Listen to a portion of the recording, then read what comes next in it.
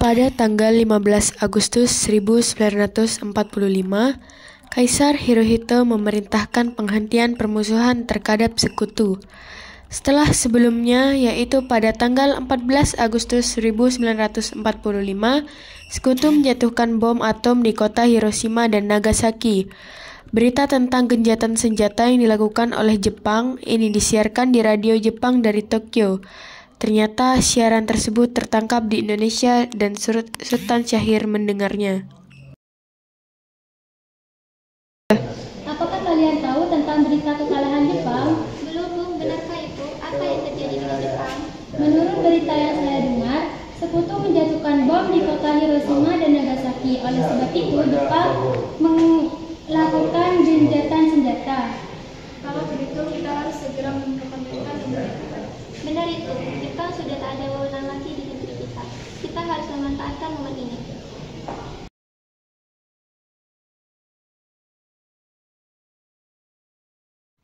Perdebatan golongan tua dengan golongan muda.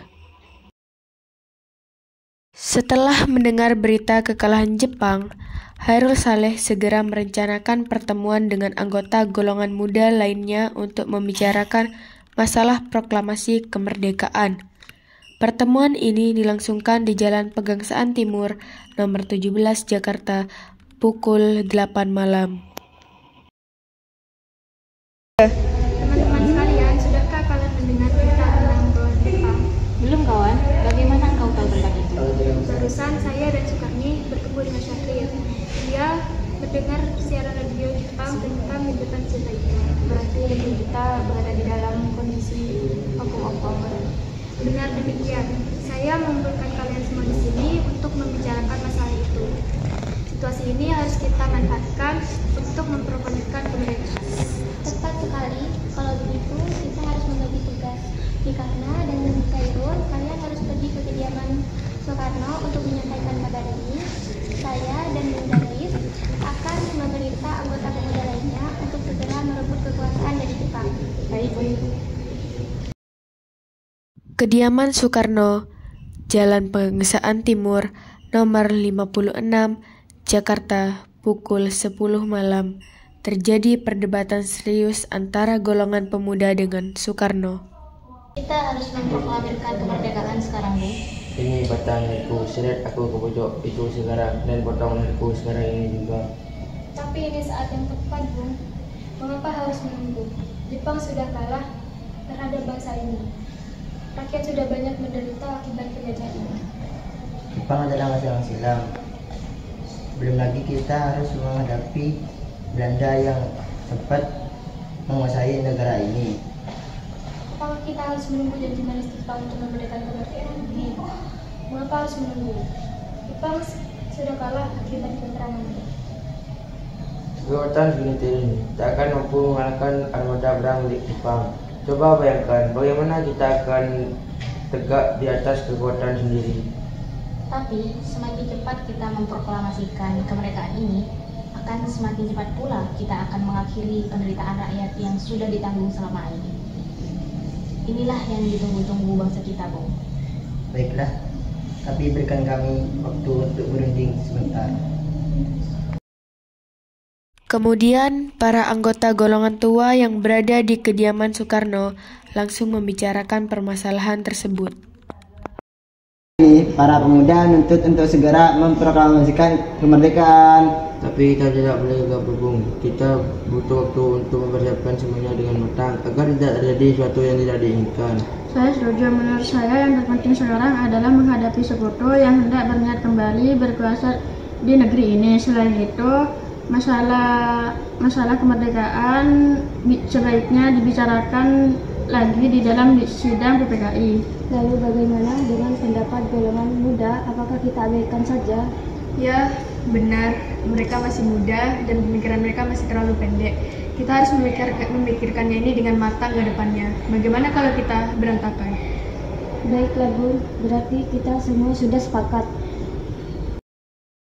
Setelah selesai berunding, para golongan tua segera menemui para anggota golongan muda yang menunggu di luar ruangan. Setelah kami berunding tadi, kami memutuskan untuk tidak tergesa-gesa mengenai hal proklamasi kemerdekaan. Hal ini masih akan dibicarakan lagi dalam sidang PPKI.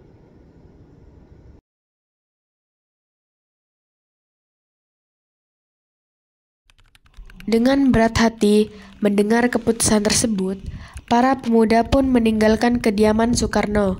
Tetapi mereka tidak putus asa. Mereka pun menyusun strategi bagaimana membujuk Soekarno dan Mohatta untuk memproklamasikan kemerdekaan sesegera mungkin.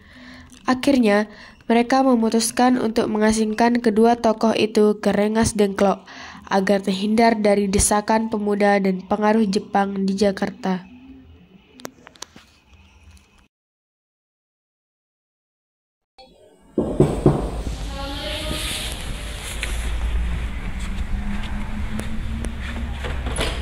Waalaikumsalam. Silakan masuk. Ada apa saudara datang pagi ini? Kami bermaksud membawa Anda dan Soekarno untuk ikut kami menuju tempat pengasingan. Tempat pengasingan, apa yang saudara maksudkan? Ya, kami di sini akan membawa kalian agar diasingkan supaya terhindar dari ancaman bentrok antara Jepang dan rakyat. Baiklah, kami akan ikut. Sebaiknya Ibu Fatmawati dan anak Anda turut serta untuk menjamin keselamatan mereka. Baiklah, saya akan mengajak mereka. Hilangnya Soekarno dan Mohatta secara misterius pagi itu menimbulkan kepanikan di kalangan para pemimpin di Jakarta. Peristiwa ini baru diketahui oleh Mr. Ahmad Subarjo pukul 8 pagi.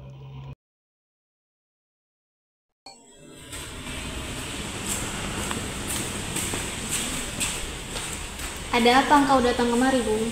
Apakah saudara tahu keberadaan Soekarno dan Mohatta? Maaf, kami tidak tahu, Bu. Katakanlah kepadaku di mana mereka berada. Aku akan menjamin keselamatannya ketika kembali ke Jakarta. Aku akan menjaminkan kemerdekaan untuk kalian esok harinya. Akankah Anda bersumpah untuk itu? Kau bisa percaya padaku, Nak?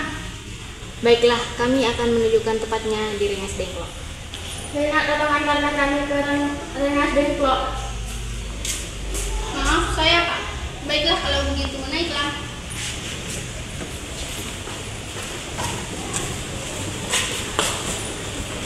Perundingan dengan Soekarno di Rengas Dengklok. Sekarang jelaskan apa saudara sekalian bawa kami di sini. Tanpa atas kedatangan kami ini demi keselamatan Anda. Kami ingin membicarakan masalah proklamasi kembali. Tempat tempoh hari kami sudah katakan kepada kalian bahwa masalah kemerdekaan akan dibicarakan lagi dalam sidang PPKI. Memang benar adanya, tetapi kami semua di sini berpendapat mengapa harus menunggu dimerdekakan oleh Jepang? Mengapa harus menunggu sidang PPKI? PPKI itu dengan Jepang. Kami ingin menghabiskan kemerdekaan tanpa catatan dari Jepang. Pendapat itu benar, namun kita masih terlalu dini untuk memproklamasikan kemerdekaan. Selain itu, kita masih belum siap dan masih butuh bantuan dari Jepang untuk merdeka. Bagaimana dengan kemerdekaan Jepang tentang kemerdekaan? Bagaimana kita supaya tujuan segala apa yang akan kita lakukan? Apakah akan selama dari minggu tersebut? Kita harus segera memproklamasikan kemerdekaan sekarang juga demi rakyat Indonesia yang sudah bertahun-tahun terbelenggu oleh penjajahan di tanah air mereka sendiri. Mereka berhak bebas dan sekaranglah saatnya. Tenang saudara sekalian, mari bicarakan semuanya dengan kepala dingin. Di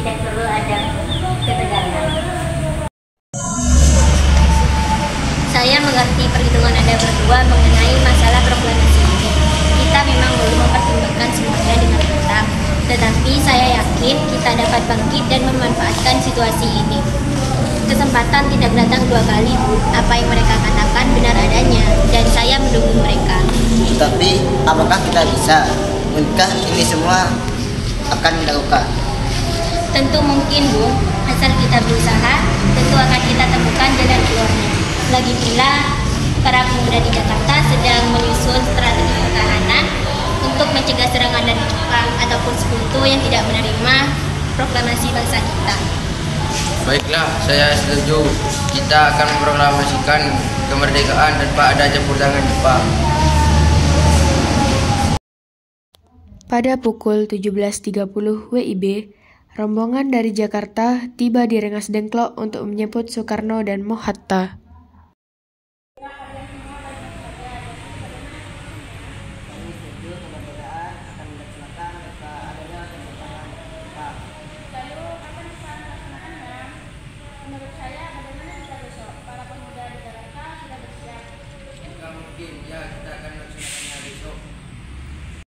Selesailah perundingan di Rengas Dengklok. Semua anggota golongan tua maupun muda kembali ke Jakarta untuk membahas lanjut rencana proklamasi kemerdekaan tanggal 17 Agustus 1945.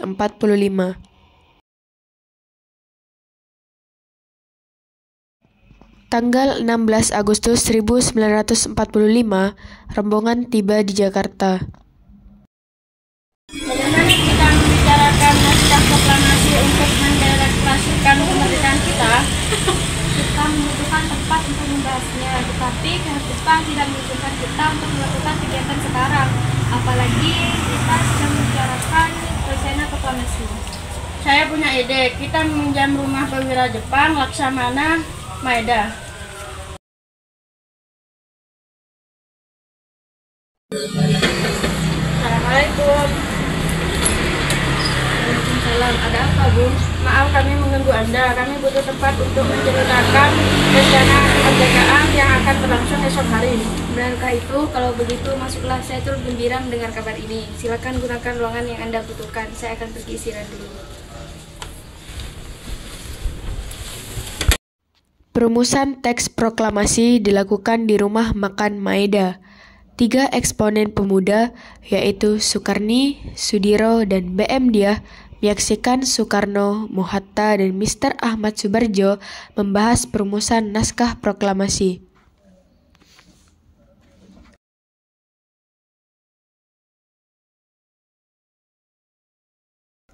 Pada tanggal 17 Agustus 1945, pukul 4 pagi, dibacakanlah rumusan naskah proklamasi untuk yang pertama kalinya di depan para hadirin yang berada di rumah Maeda yang langsung disetujui. Namun, kemudian timbullah persoalan tentang siapa saja yang akan menandatangani naskah proklamasi. Menurut saya, sebaiknya naskah ini jangan ditandatangani oleh anggota Jepang. Memang kenapa, lantas siapa yang akan menandatanganinya? PPK itu bentukan lembaga Jepang, kan kita sudah sepakat untuk melaksanakan proklamasi tanpa campur tangan dari Jepang. Kau benar, Nak? Bagaimana nih, Bu? Adakah dari kalian yang punya pendapat untuk menyelesaikan masalah ini?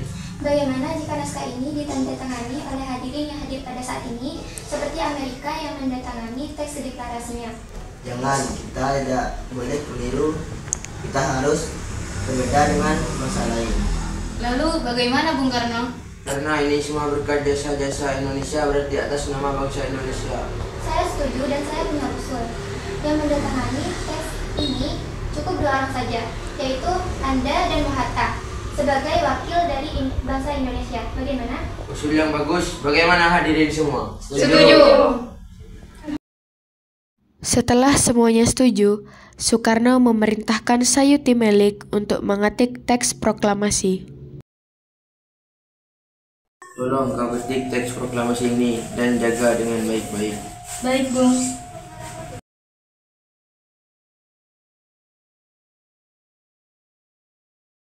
Pada saat yang sama, Soekarno dan Ibu Fatmawati sampai di kediaman mereka dan berbincang sejenak.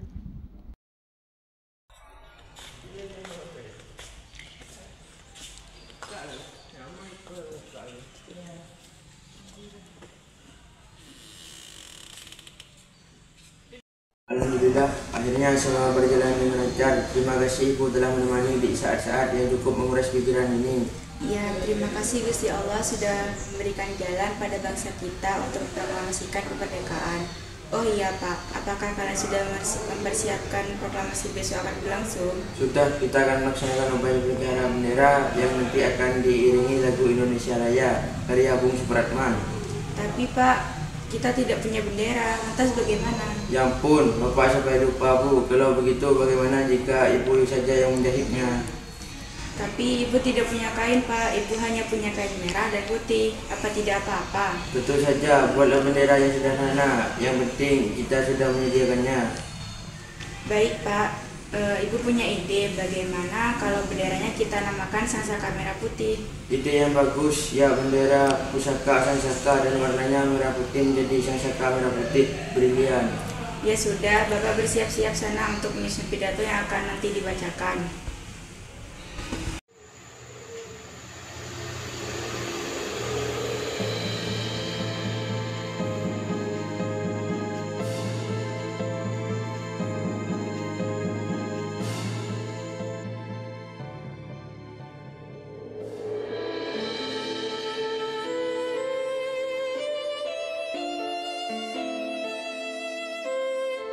Sesaat sebelum upacara dimulai.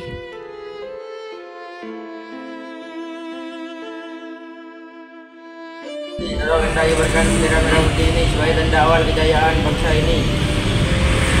Siap Bu, saya akan menyuruh anak didik saya untuk mengibarkannya. Hei kalian,